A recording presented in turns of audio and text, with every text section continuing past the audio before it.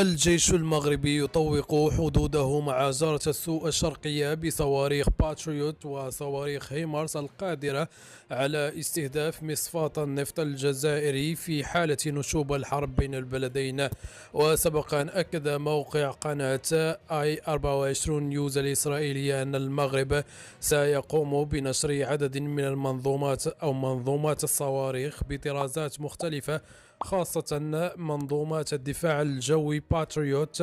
باك 3 ام اس اي على الحدود مع الجارة الشرقية الجزائر، مشيرا أن شركة لوكيد مارتن الأمريكية حصلت على موافقة البنتاغون على تسليم أحدث نسخة من منظومة باتريوت للمغرب، إضافة إلى 17 وحدة من منظومة صواريخ هيمارس. وقال الموقع الإسرائيلي السالف الذكر أن هذه الخطوة تأتي تأكيدا عمليا على التزام الولايات